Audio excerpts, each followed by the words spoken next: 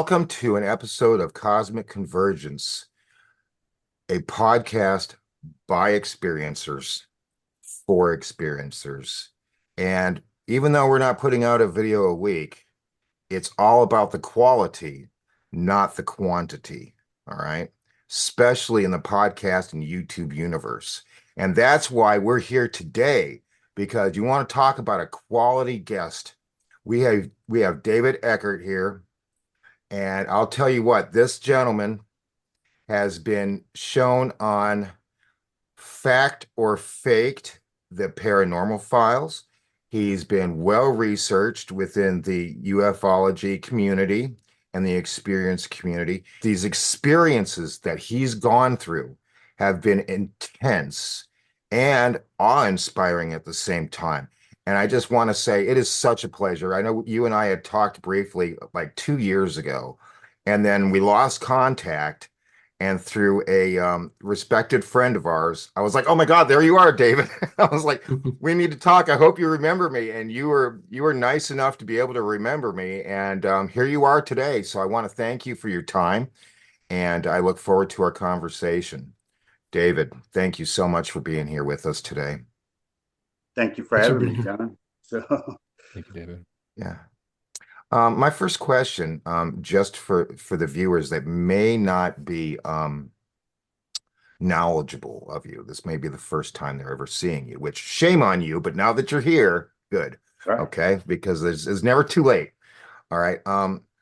How did this this experience with the phenomena, and we'll get into the different aspects that you've dealt with. Okay.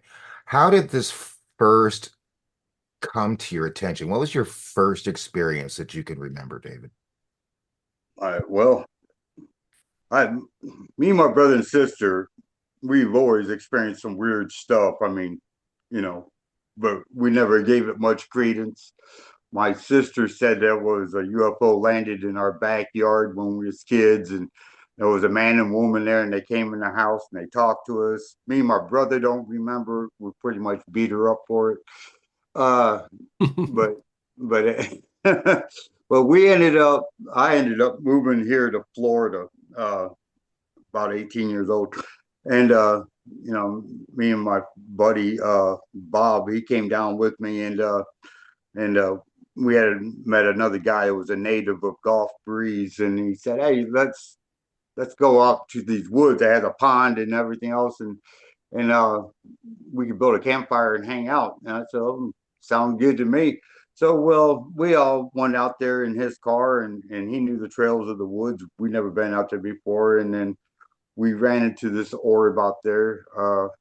We thought it was somebody with flashlights at first, but then I went out and investigated it. And it got up close to it with me and my other two buddies.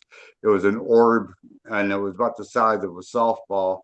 And back then we didn't have drones or anything like that. And I must have chased it through the woods for about 15 or 20 minutes. Time time when you're doing something like that, it's hard to keep track of time because everything's happening so fast. But I chased this thing and it went down into the pond, and my buddies got up behind me and said, "What was it? What was it?" And I said, "I don't know what it was, but it was down here in the water. It went in the water." And I'm poking it with a big stick. And my buddy Philip, which was a native of Gulf Breeze that me and my buddy met, he said, "Let's get out of here." So we're trying to find our way back to his car that was it's parked somewhere in the woods. And we're walking down this trail. I remember it was like a full moon out, I think. But I ended up wandering about maybe 30 feet in front of him because I was explaining to these guys what this orb looked like. I was looking down and walking down the trail, and all of a sudden I looked up and something moved, and I'm looking at it, and I'm like, "Is that a deer? Is that an owl?" And then I got it in my head that it was somebody with a mask on, and I yelled, and it took off running. Well, I ran after this creature, uh, which I didn't know was a creature at the time, but I caught up to him really quick. I could clearly outrun him. I mean, and I'm looking at the back of his head, and the way he was running like a spider. He wasn't bending at the knees. He was like running on his toes. And I'm like, I started getting my senses to me. I said, I don't like this. So I kind of backed off because I knew it wasn't right. And so I started slowing down. My buddy and Philip was chasing right behind me. And my buddy Bob came up to me, which way did it go? I said, the one around the bush that way. So we both took off different around the bush, and it wasn't there. But knowing everything I know now, these guys have a cloaking ability, and he was probably still there. And and and we ended up going back to town. We was like tripped out on the whole ordeal, and we told everybody that we think we saw an alien and they're not green, and I was like, "Come on, guys, what was you drinking?" So we wasn't drinking nothing. We didn't have no money. We just just moved to Florida. But at any rate, I ended up talking to somebody from Newfound. My buddy Philip called them up. I guess they had a hotline for Gulf Breeze, and so I talked to him, and it was like, they asked you dumb questions like, "Was you scared? Was what was you feeling?" Nothing. No, we just told him the story, and so we'll go out and investigate it. I don't think they ever did, but at any rate, but that was a true story, and that was like my very first experience.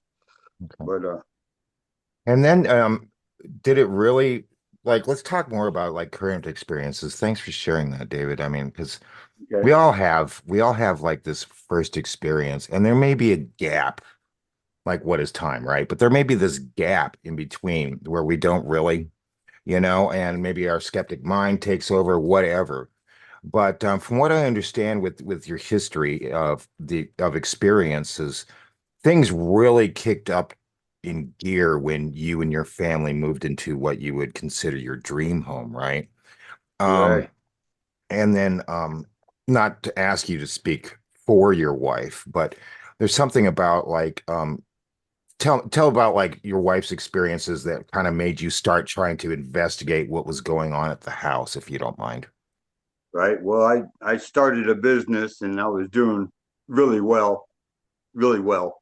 And I was out of town, and a lot, matter of fact, she moved everything into the house and everything. And there was a house surrounded by 17 acres of woods, had a 2 acre pond to it. Beautiful house. But when I was out of town, she was like calling me. It's like, David, we're hearing things in the house, and I'm terrible. It's just the house settling. There's pipes settling, and she was insisting it was probably more than that. But any rate, when I got home and everything, and I was hearing things in the house too, but I didn't give it much credence, and it was a big house. So the kids slept upstairs in their rooms, and it was really far away from our room. But uh, anyways, I come home from work one day, and my wife was like as white as a ghost, and I came in the back door, and I'm like, "What's going on?" She goes, "David," says, "I'm seeing people walk through the house," and I'm like, "Oh my God!" I says, "I just ignore it. This is our dream house. It's like no, this house belongs to me." And it says, just ignore it. And she almost started crying. So I'm like, okay, maybe there's something to it. So I started doing research on haunted houses, and I come across poltergeists and stuff like that, and it all sounded like it was poltergeist, and then my wife got a Polaroid camera and she started walking around the house, during the daytime and in the evening time, taking pictures, random pictures that, because we had some cats and they was reacting to it too. And and she got a picture of this couple that was looking into the bathroom window that was dressed like in the flamboyant 30s, and but they looked messed up, and the thing is the window was 2 stories up in the air, and so I thought it was maybe ghost, and so my son got a VHS camera, and we started setting that up, trying to film things because we were seeing things, sparkles in the air and flashes and stuff like that, and uh, and of course we see the apparitions walking to the house, and we was getting video on my son's VHS, and I said there's got to be a better way to capture this stuff. So I went and bought a Hitachi 800 zoom camera, digital camera, and that started working out really well. I just started getting good pictures of the entities, and so I set it up on a tripod in my bedroom to try to capture these things, because we'd be laying in bed at night and you hear people whispering right next to your head at night while you're trying to sleep, and you look up and there's nobody there, and then my wife would wake me up in the middle of the night and the room would be lit up a pink or a baby blue, and I'm thinking it's just morning time, and I look out the windows to black out, it's 2 o'clock in the morning. You couldn't tell where the light was coming from. And then uh, it started escalating. And you could knock on the wall, shaving a haircut, and then it would repeat back 2 bits. It's like, who could resist that? But at any rate, then we were hearing all kinds of noises to the house. There'd be hearing dishes slamming in the kitchen. I'd get up out of bed and run in the kitchen. There'd be nothing going on. I wouldn't see nothing. And then one night, me and my wife was laying in bed, and we was hearing these noises of sounding like growling and all kinds of doors slamming and people walking to the house, and it got loud. I mean, it got loud. And and I asked a stupid question, I was like, "Are you guys good or bad?" I had to find out if we was in any danger, and which was a stupid question, I think. But anyways, within 3 seconds, me and my wife both started vibrating at the feet, and it moved up our legs and our torso. And my wife is screaming, "You feel that? You feel that?" And I'm going, "Yeah, I feel that. I feel that." And it moved all the way to your head, and it just felt so good. And then these reptilians walked in. They came into a portal, and they walked in, and they picked me and my wife up out of the bed. They was big enough they would hold me up underneath the armpits and hold me out in front of them like they didn't want to touch me. And it was clearly reptilian, big ones. And they carried us through the porthole. And I can tell you exactly how that looked. It was, when you walked in, everything turned black. You couldn't tell what was up, what was down. We had 3 guards on each side of us, marching us through. And me and my wife could talk to our teeth, but it just felt like a limp biscuit. It felt so good. And I'm trying to stay awake, and I could see a light in the distance. It looked like a doorway. And then we came out on the other side, and it was like an old military base, an airfield. And you see the half moon steel buildings that was there, like you keep airplanes inside. And they had 2 cubicle buildings on the side of it that was white, and and the air felt kind of dry, and it was like dusk out. It wasn't dark yet. And they walked us up into these cubicle buildings, and there was a reptilian doctor there with blue scrubs on.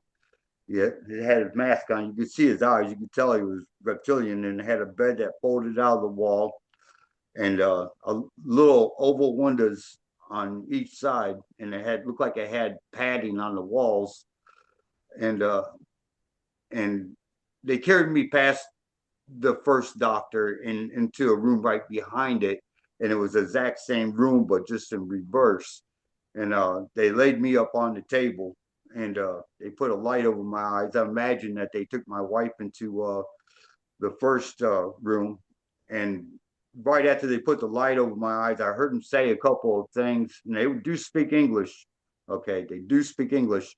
Wasn't telepathy. I heard the voice. And next thing you know, I'm waking up, and it's morning time. And me and my wife got up, and we got ready for work. I got ready for work, and we didn't talk about it. And halfway to work, it all came back to me. And I had to pull over because I almost started throwing up, because shit like that ain't supposed to be happening. And Right. and then I called my wife up, and I said, "You remember last night?" And she goes, "Yes, I remember last night." I said, did that really happen? She said, yeah. And I was trying to ask her what she remembered. She remembered coming out to the other side, but she didn't remember going up to the cubicle buildings. She went out by that time, and and I couldn't concentrate at work all that day. I couldn't wait to get back home to talk to her more about it and check things out around the house. But that was sort of like the first experience when I went through the portal with my wife, and I do got audio of these You sounds do. that was coming through an hour and 45 minutes long that keeps getting taken down. So first off, in this video, and for you listeners on Spotify, you'll be able to hear the audio. Um, but I do have some of the audio of the portal.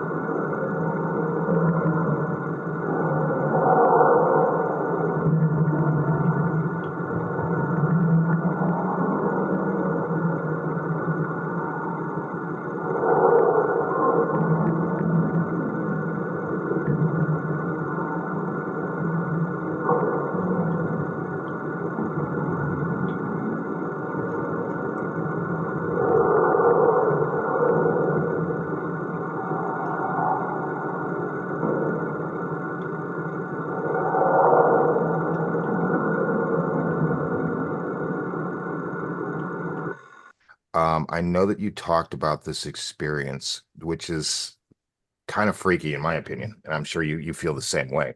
You talked about this experience where you were taken into a room and put on a table, and that you noticed. Correct me if I'm wrong. All right, but you noticed that there were people that were wearing like winter clothes, and that these tentacles or something came out of the wall. Could you go into more detail about that, and then I'll pass it on to Christian or Daniel, okay? Yeah, it was they was coming to get us quite often, and they was bringing my kids down from upstairs, and they lay them across the bed, crisscross. I remember, and I sat up in the bed, and I looked at this female reptilian, and she had another shorter reptilian standing next to her, and she goes, "Does this bother you?" And I go, "No, I trust you." And and they turned around and walked to the portal. And as they was walking out, I asked, "Why are you doing this?" And she puts this long finger up, as she's walking away from me, "Because you're special." I said, "Bullshit! You can tell that to anybody," and then they picked us all up out of the bed and carried us through. And they always separated us. I don't know where the kids went or where my wife went, but they did end up bringing her in that same room. But they carried me through, and I remember there's all kinds of pipes and everything. It was kind of dark, and they carried me into this room, which I called it a clean room, but I guess the real technical name is called a wet room, where they Mhm. can dissect somebody and just hose everything down the drain. Well, there was two reptilian doctors, and they was standing behind this door. I had glass in it, and I had that wire mesh in the glass and everything. I could see them in the silhouette back there, but they was in the room when they brought me in, and I could see them talking back and forth through that glass. I'm laying on the table, and there was a oval window, uh, kind of high up, probably about almost 6 feet up, I guess. and they had like a little table with instruments on it right in front of it on wheels. When I was laying there on the bed, I kept seeing these colors going by the window, and I'm like, "What are those colors?" And I kept eyeballing over by the door because I didn't want to screw nothing up.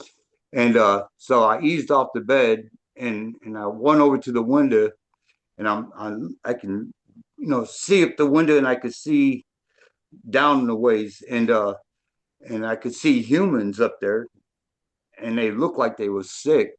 They was malnutrition or something. That's kind of ghostly looking humans, and they had like hand me down clothing on, like scarves and corduroy pants and uh and flannel shirts and stuff, and these colors going by the window. I don't know if they was jumping by it or jumping off the top of the ledge over the building I was in, or they was being pushed. But it was as they was falling past the window, these electrical conduit looking things was coming out and jab them in each side of the leg and siphon all the fluid out of them, and then they would look like a mummy as they came down to the floor in the bottom. And on the bottom, they had like 6 burners down there. I mean, these were massive burners, and they had shorter reptilians down there taking these bodies that were piled up, human bodies, and throwing them into the burner.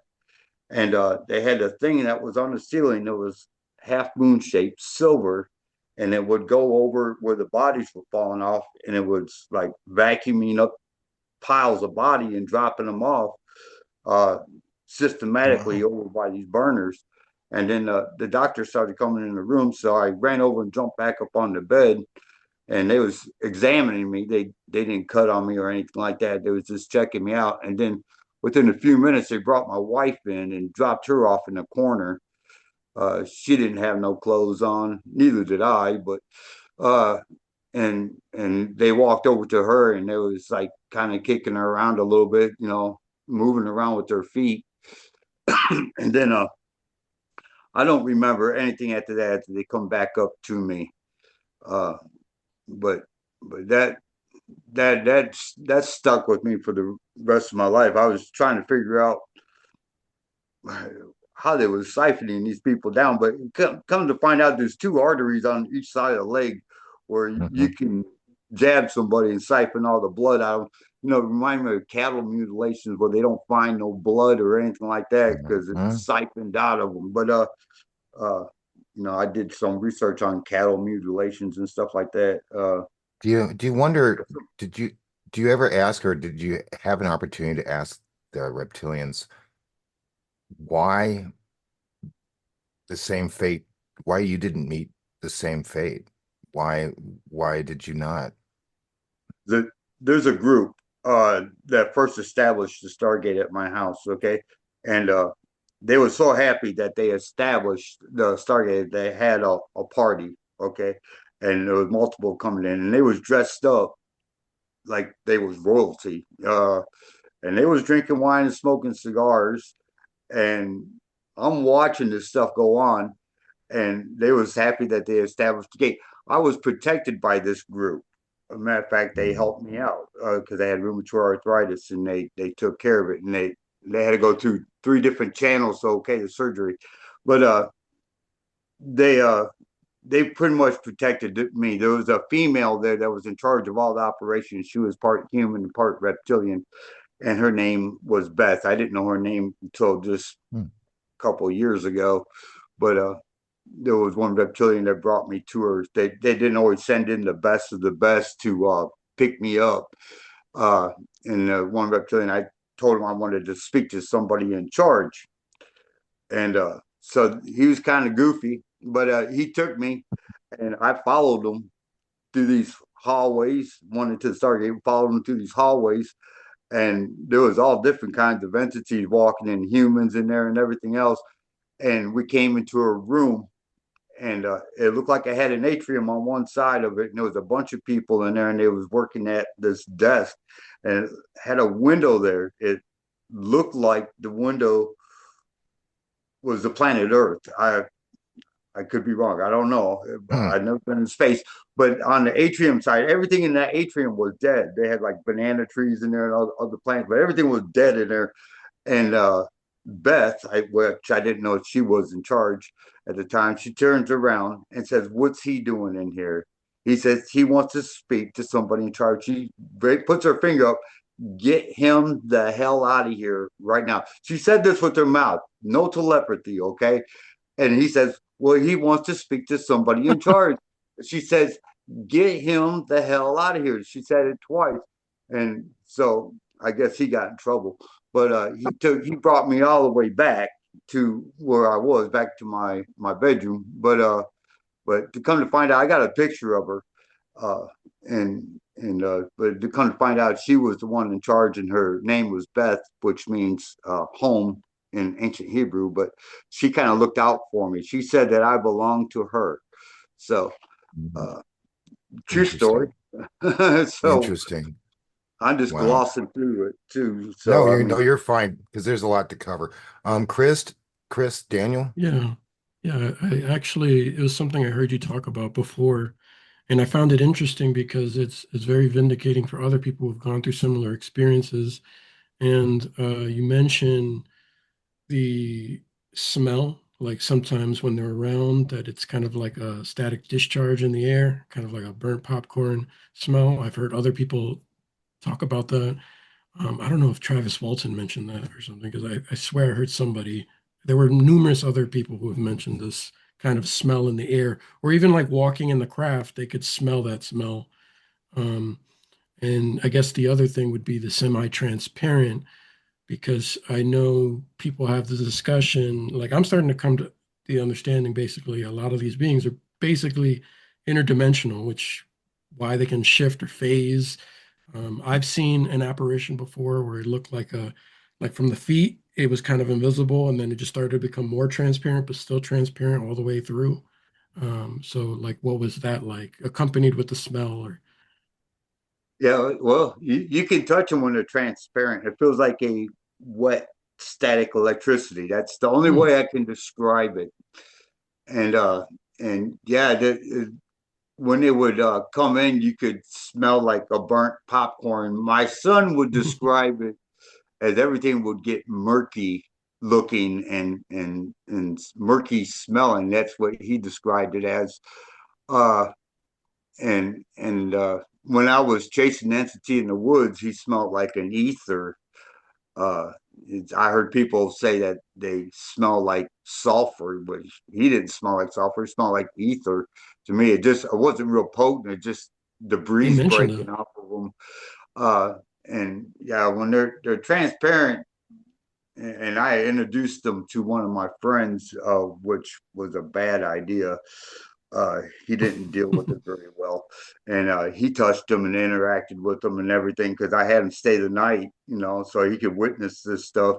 And in the morning time, he thought I power suggested him to see this stuff, and he fell off the wagon like within 3 months, and his life was ended after that.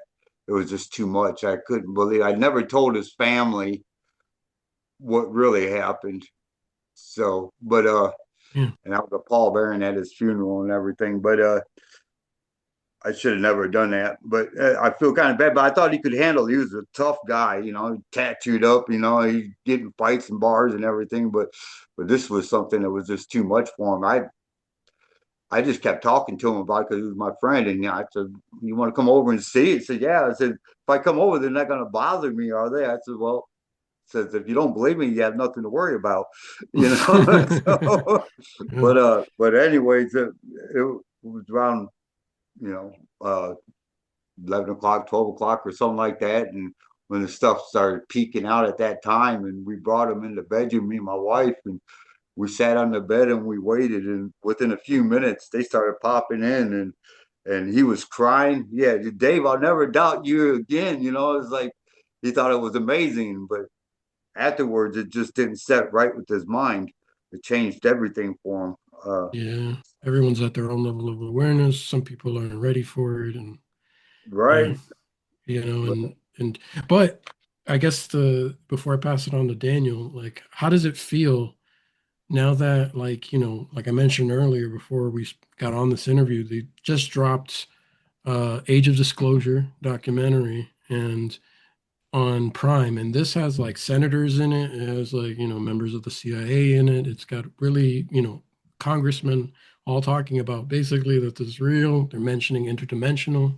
Like, it's got to be vindicating. Like, you mean all these years you've been going through these experiences, and I'm sure there were many skeptics out there that have given you flack and stuff like that, but now it's out there. It's like we're starting this process where it's like slow, and I know a lot of us who know and have experienced stuff want it out already, but like now we're starting to get the rest of the world like caught up.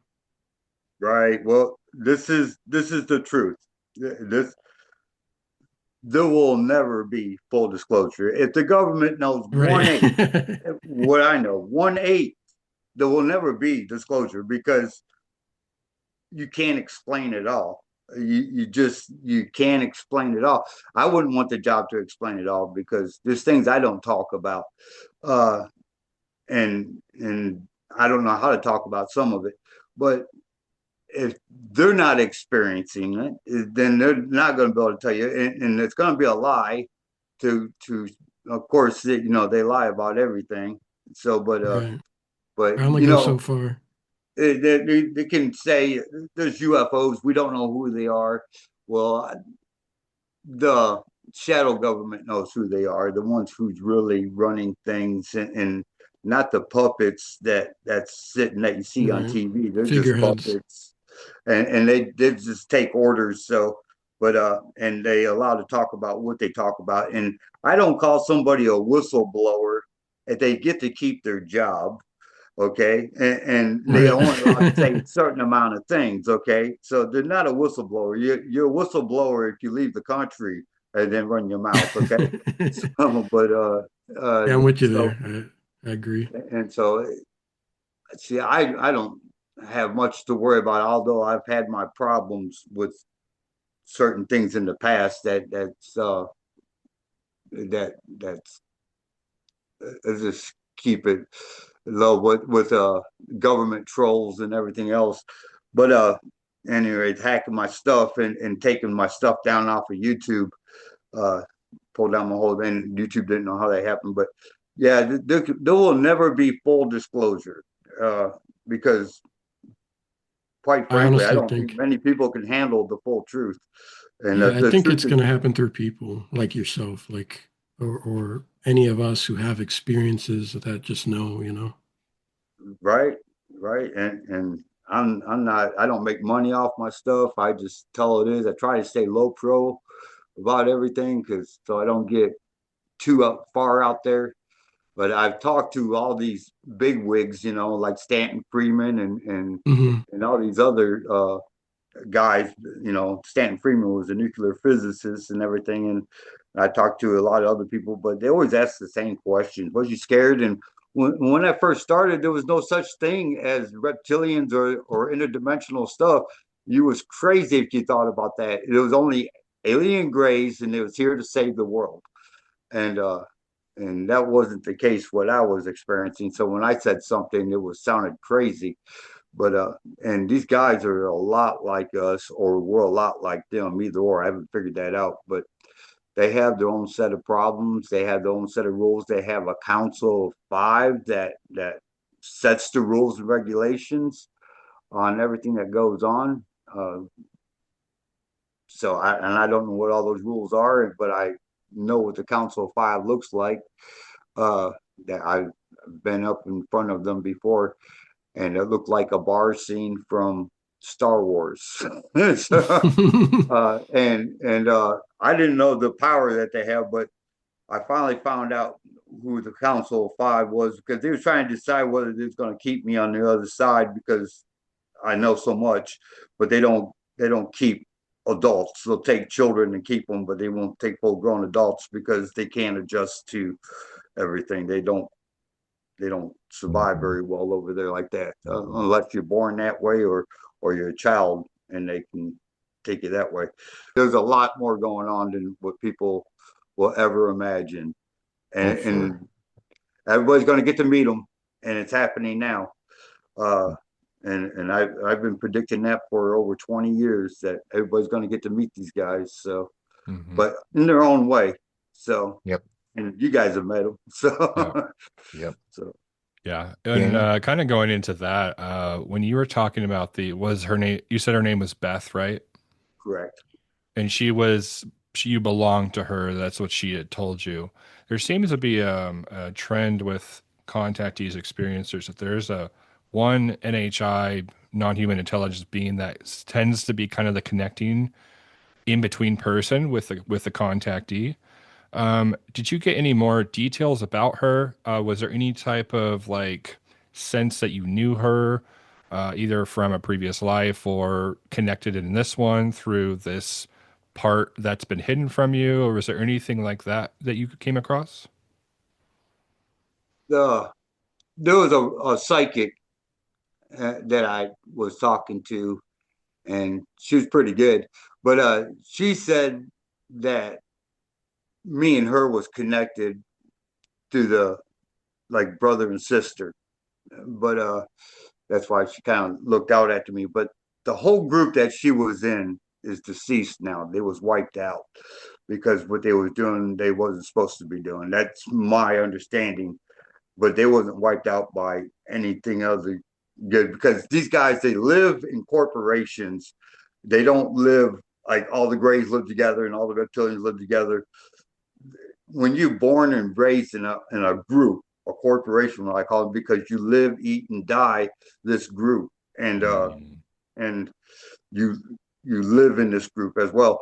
But there's so many different groups. You got groups that are like black market groups. You got groups that pure scientifics. So you got some groups that are exploiting, trying to get things that they can sell or trade for more technology or power. Uh, so there's not just one group that just all hang out with each other. That group can be made up of reptilians, alien grays, other entities that I don't even know what you would call them. There's a group that I call raccoon people because they got dark rings on their eyes, seen their children and everything else. And we live way better than they do. People say, "Oh, I'd like to go with them." No, you don't. We live way better, way more comfortable than they live.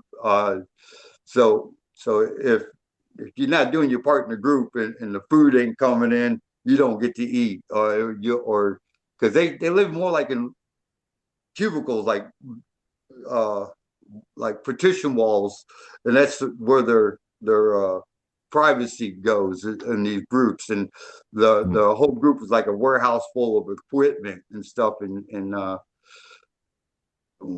we live way better than they do. Let's just say that. A lot of people think that it's sort of like close encounters of the third kind. I kind of figured that it was like that, but I have not seen that kind of a system going on yet. So uh, they're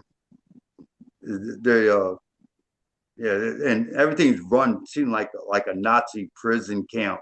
Everything's controlled, tightly knitted, and the reptilians seem to control things like out of fear and stuff like that. And you just can't move around and do things that you think that they can, but everything's controlled, very well controlled. Kind of So militaristic, you would say, probably militaristic controlled. yeah, Yeah. like Nazis, it's like you gotta watch what you say, what you think about, because yes, they can read your thoughts, but they don't always get it right because I have messed around with them on that a little bit too, just to experiment because I've had plenty of time to experiment with these guys, but they don't always get it right. So, but they get it close. So, and I don't understand the telepathy thing too much because they've never talked to me in telepathy. They've always used their mouth and they've always used English. Okay. Now Mm. I've heard them talk to each other in different languages, but not to me. Mhm. And you're So specifically talking about the reptilians, right? basically, yeah, there's so many groups. I've cataloged about 50 different groups Okay. and I got pictures of most of them. So Okay. Let's let's talk about switching gears. Let's talk about the methodology on which you get your video footage, your pictures, because it's, if correct me if I'm wrong, but a lot of people, just like your wife did in the early days, right? Where it's just take that Polaroid and just try to take pictures. Well, a lot of those don't, I mean, your wife's did, but a lot of those don't really turn out. So it's almost like you have to trick the trickster, right? It's almost like you have to say, okay, I'm going to record you, but not just like this. I have to bounce it off of or record your reflections on objects that are around the house. So a lot of your pictures are like, let's say, off of bottles or off a TV screen or let's say a mirror. So I know that you've invested a lot in cameras, but also into mirrors and other things that you can actually see them because again, they're not necessarily 3D, third dimensional beings unless they want to be, correct?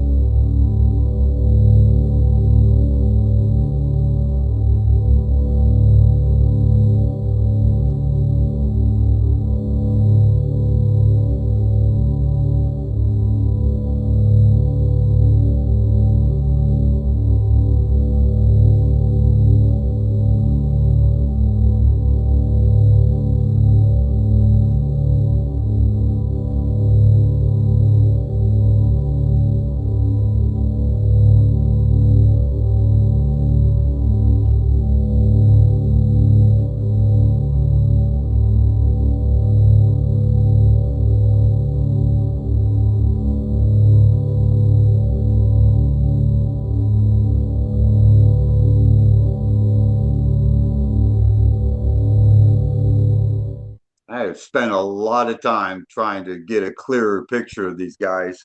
A lot of time, and not all my pictures are taken with a filter. I call it my filter, but what I'm using is water's multi-dimensional. First of all, and it's a buffer.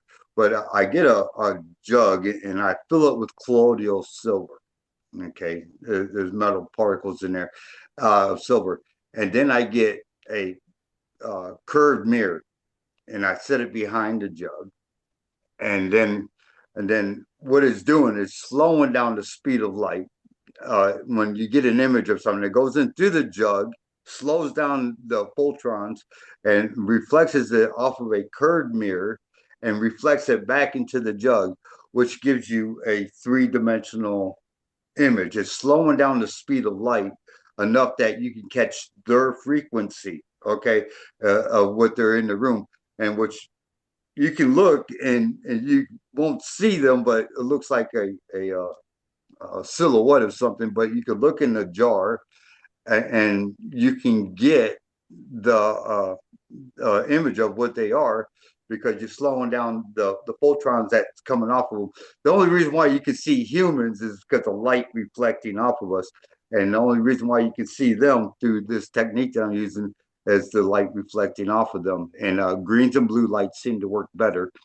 Uh, and so you're slowing down the speed of light and you're stretching it out and reflecting it back into the jar. And as it's coming through both sides, it's creating more of a three-dimensional image of them. Uh, and if that one's not working, I used a curved stainless steel container, and it stretches out the light. And you can sometimes see them in that as well. But they'll try to get in front of the camera and with their invisibility going on, and it screw up the photo too. So sometimes I got to take over 100 photos before I can catch them. You got to catch them off guard, and when they underestimate you is when you can get a good picture. Right. So Because and I've heard that the phenomena, I'm sorry to interrupt. I've heard that the phenomena is, of course, since they've helped supply us or gifted or we just retrieved, whatever have you, reverse engineered, doesn't really matter at this point. The technology that we have for these recording devices, for this, for that, and they already understand about how we perceive them with our own eyes. And so we've taken that technology of theirs and developed our own as well to like a video camera. To we make this video camera to see like our eyes see. So they're used to that already. So they can obfuscate, they can mask that because that electronic equipment. But every once in a while, like you said, if they underestimate you, then they're also underestimating the equipment that you use. So I know it's a really old clip, but I'd like to, and I'm going to go ahead and show it here to the viewing audience. But what it is you and your wife are in your bed, correct? And there is a doorway that leads into your room, right? And you're recording it with a video camera. Right. Okay. Well, my whole setup on that whole thing was I had this big column bed, California King, massive bed, but I hung a stainless steel bowl, highly polished, in the center of that bed where all the columns connected together. And because my camera wasn't catching the whole room, so I wanted to catch the whole room. And so that kind of gave you the fisheye look of the whole room when I set the camera right next to the bathroom door where the entity came through. Uh, and the whole video was corrupted. It was a 6 hour video because I left it recording all night long, and always left the bathroom light on so the camera could see the room and it wouldn't disturb my wife or me while I was trying to sleep. But what happened is I got up the next morning. The camera told me that the data was corrupted. So it gave me an option to push a button to rebuild the lost data. Well, I did that, and I went ahead and went to work while I was working on doing the corrupted data, repairing it. And as when I got home from work, it was just finishing up. So I was at work for 10 hours and come home. It took that long to try to correct it. So it just finished up. I took it into my office and I plugged it into the computer. And I was going through the computer and everything was blank. Everything was still blank. And I almost gave up, but at the very end, as I was scrolling through it, I seen a flash of light. So I backed it up, went back and forth, back and forth. I had a program called WinDVD. Mhm. It was able so you could break it down from frame to frame. Your camera was taking 30 frames a second. So within that half a second was 15 frames that the camera gave me at the very end, that entity coming out of the bathroom. And it pokes its head in the bedroom and turns off the bathroom light. And it all happened in a half a second. Now, Factor Fake try to recreate it. They got something that looked like it, and they tried mannequins and everything else like that. But and then the History Channel, when I did for them, they they so funny. They I turned them They down did you anyway. dirty. Yeah, they did you Yeah, dirty.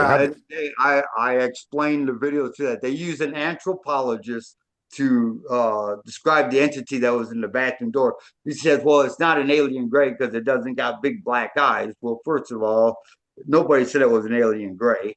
Second of all, alien grays, those are just covers on their eyes. They have cat looking eyes up underneath there. And the one that I was up close to had gold eyes, and it was very beautiful and very deep. Uh, but then she said, well, that was an indication. This shadow right here was an indication of somebody pushing a doll into the doorway. What happened in a half a second? Okay, a half a second. Nobody can recreate that in a half a second. But but if you looked in the video where the TV was, where I had the stainless steel bowl, you can see a line that goes all the way across the room. They never talk about the split image of the TV or the split image. They only talked about the split image of the entity up above it. So this is proof that somebody pushed it. And then the guy at the end says, "Well, David Eckhart said that he didn't push no dial into the room. We'll just have to take his word for it." I never talked to this guy. I never said that. They was just lying about everything. I made some videos on it, but I told him that I didn't want to do it because I had a paranormal group called Outcast Paranormal at my house, and I was dealing with them at the same time I was dealing with the History Channel. I just told them, listen, guys, I don't want to do this. I'm doing something else.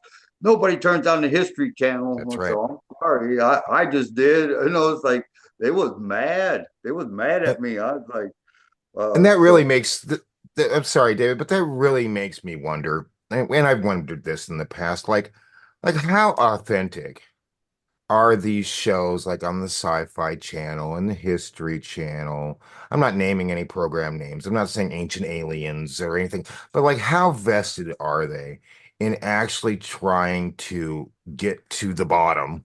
Again, I agree with you, like disclosure, we never will. But it's like, or are they just they're just doing it for clicks, and it really is backed up by a whole bunch of skeptics that are just trying to make a fool out of each and every experiencer that are on there. Because, well, fact or faked, the paranormal files.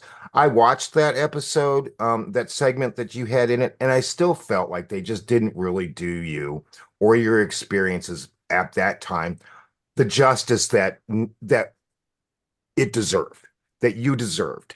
Their attempts at trying to debunk that footage that you just described with the being that was at the doorway, and then another one which is just spectacular. I also have a picture of that I'm going to be showing.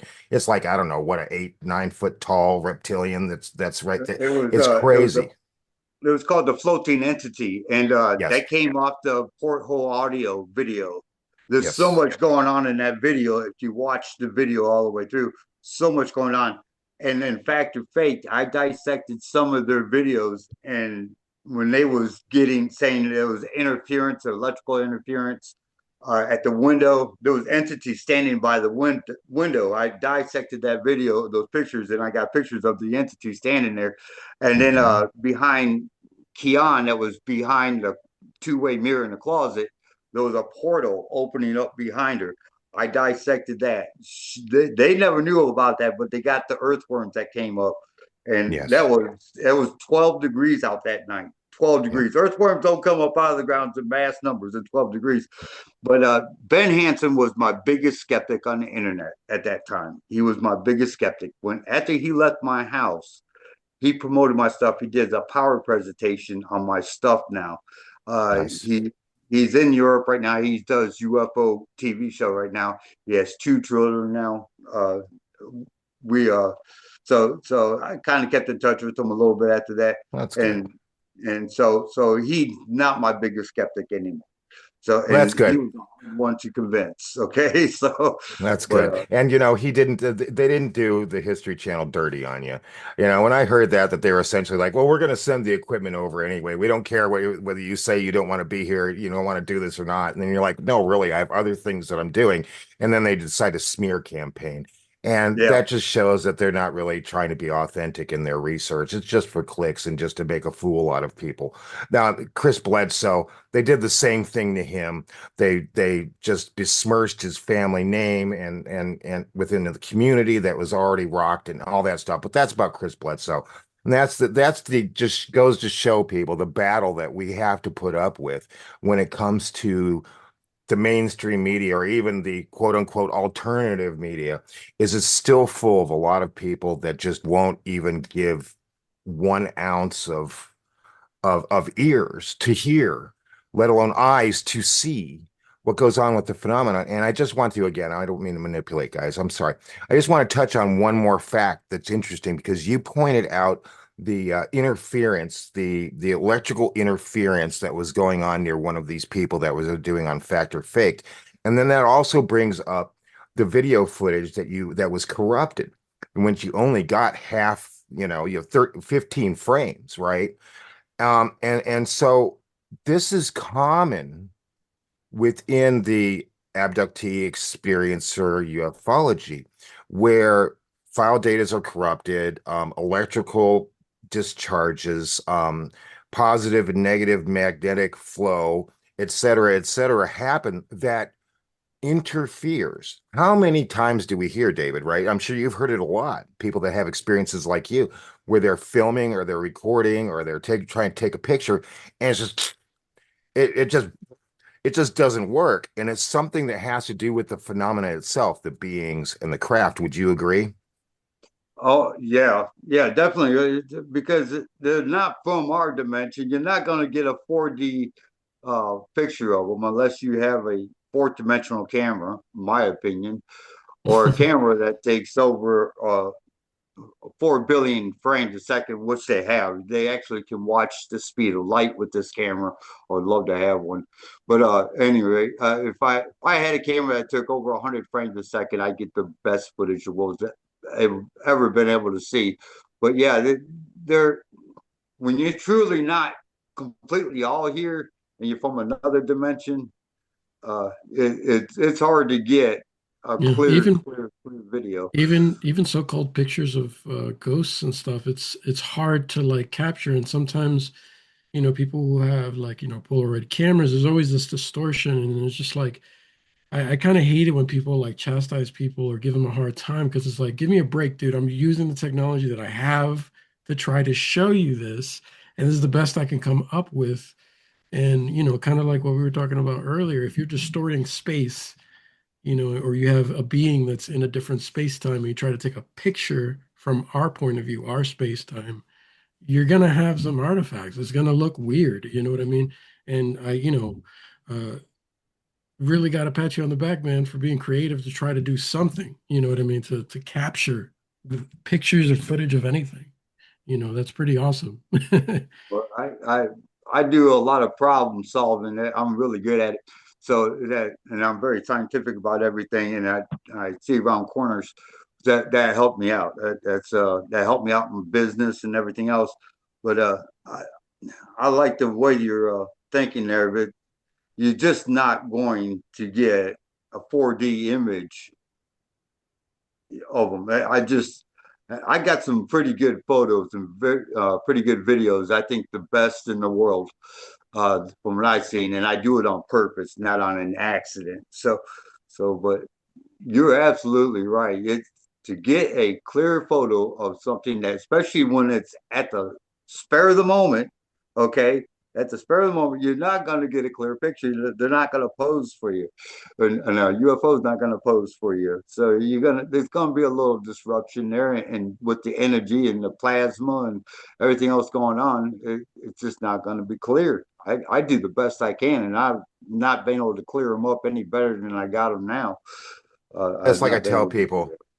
I tell people, they're like, well, how come this isn't a clear picture? Like, let's say online, somebody posts some footage or a photo, and they go, well, how come it always looks like it's shot through a potato, right? That's what you typically hear. Right. And it's like, well, hold on. Hey, phenomena, could you not move or do anything so I can get this clear picture? And the phenomenon's gonna be like, oh yeah, sorry about that.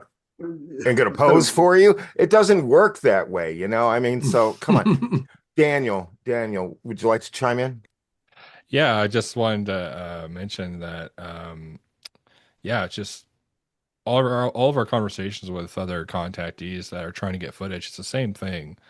The phenomenon will, if it wants you to take a photo, it's going to be the one that is, you know, showing up to the video or whatever. It's if it doesn't want you to take a photo or anything or capture it, it's not going to let you. So it's really hard to work with um, trying to get that evidence at the same time be dealing with cover up of our government and the media, right? Ridiculing us for all this. So yeah, it's amazing that you've been able to get as much as you have, David. And have you found one question I have for you is have you found any new techniques that have been more successful than others?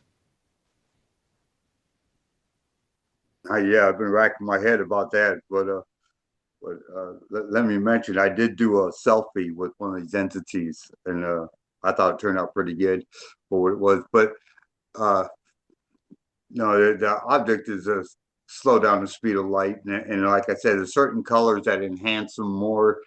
Uh, and I have gotten video footage of them in solid form in my room, but that video was taken away from me. I hid it in a book so nobody could find it, a DVD, and it was a smoking gun, and it's gone. Never found it to this day. Uh, as soon as it was recorded, I put it in a book in my closet, which I had many books in there. Just grabbed a random page and threw it in there. Still to this day, can't find it. So I think they watched me put it in there. But no, I've not come up with a better way yet.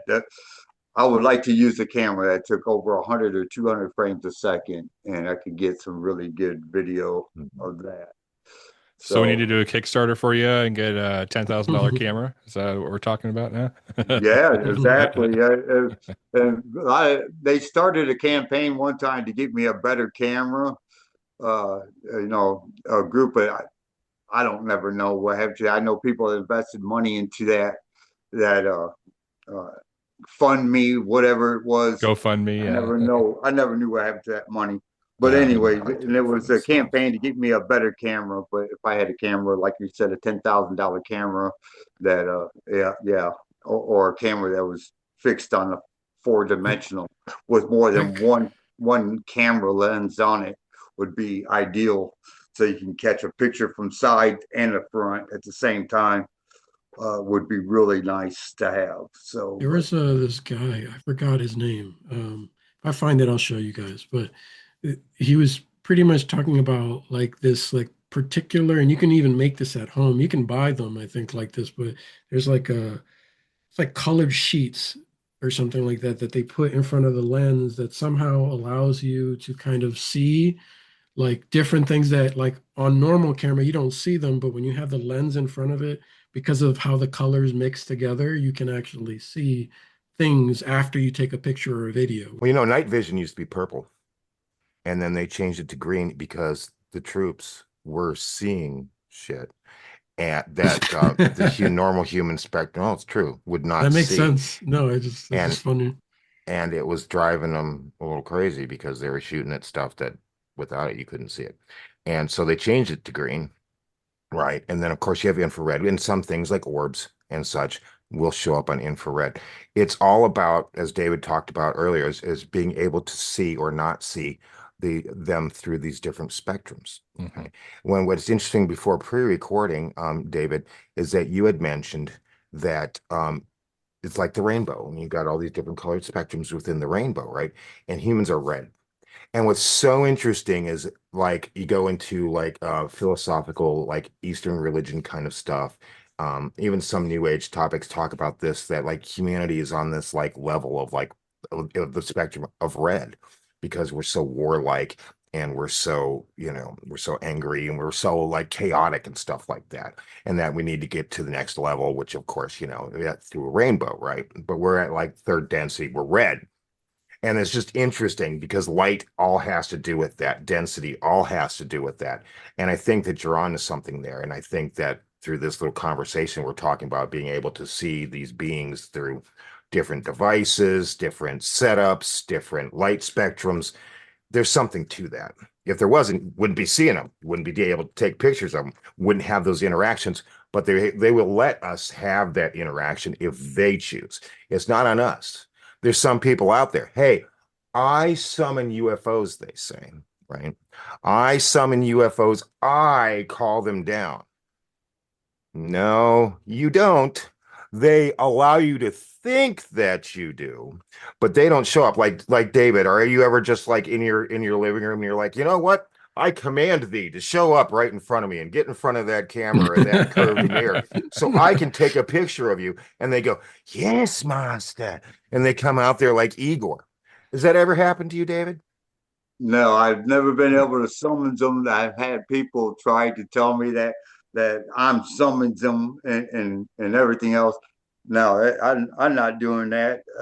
They show up when they want. They got their own mind. They can think for themselves. They don't need me to tell them when to show up. So, Right, right. And uh, so what I want to ask is, and I know that time is running short here. Okay. David, we could talk for 72 hours without stopping because you've had so many experiences.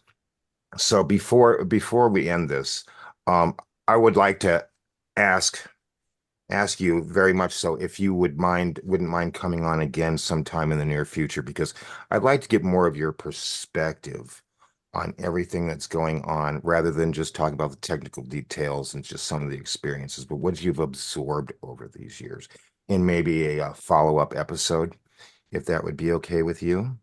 yeah, yeah, I'll do that. it's going to take more than another show to do. So Cool, cool, it'd have to cool. be a series. Good. I wouldn't mind doing that.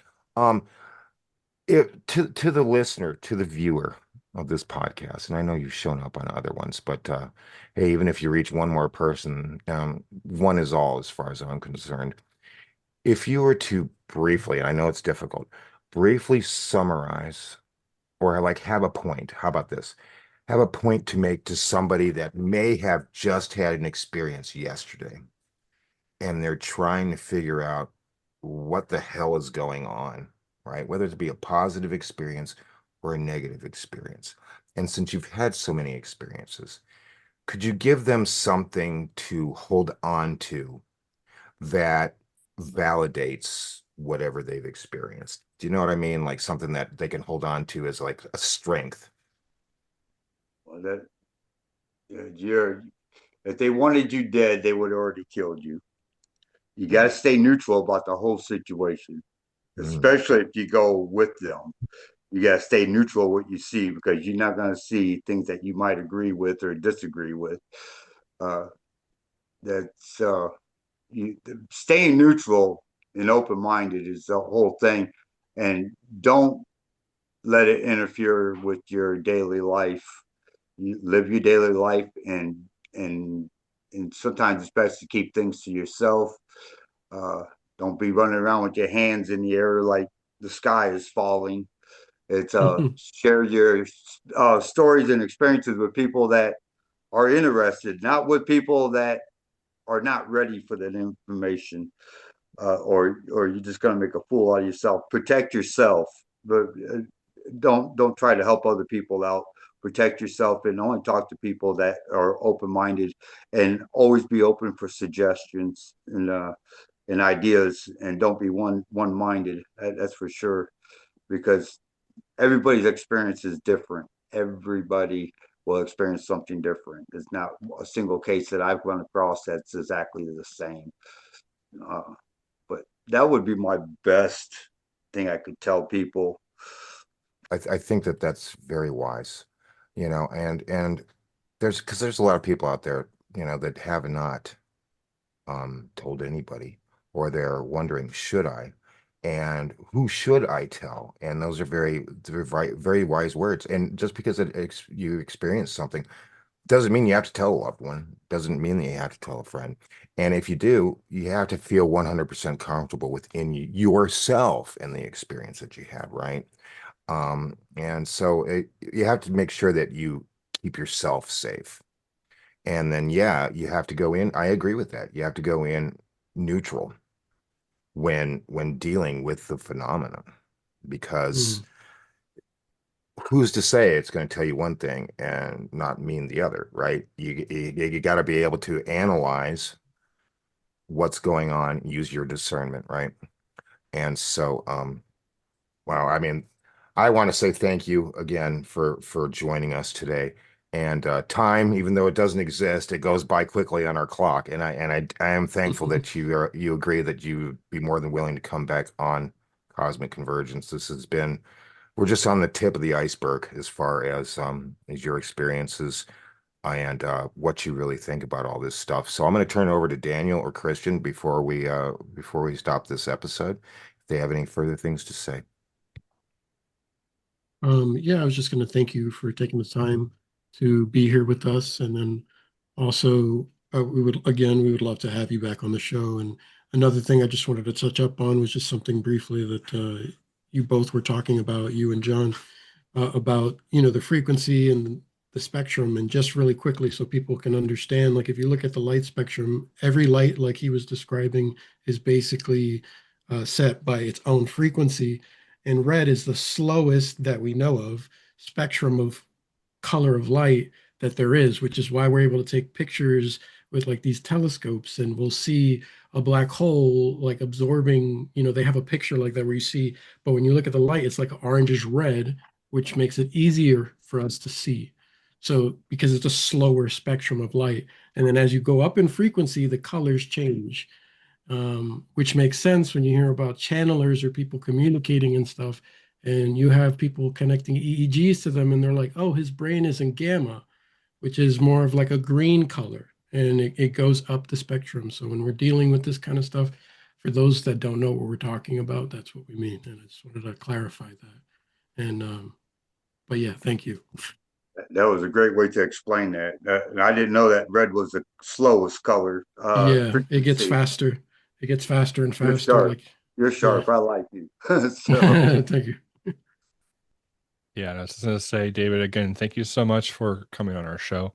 Thank you for all the hard work that you've done over the years for ufology in general, for people to follow your work and putting yourself out there and trying to get to the bottom of it, and facing all the ridicule that you have. So thank you again for staying in it and continuing to be authentic with your experiences. We're all just trying to figure this out separately and together, and and I think that yeah, you have an exorbitant amount of information to offer of the world. So again, thank you so much, David. Really appreciate it. you're very welcome. Thank you for having me on.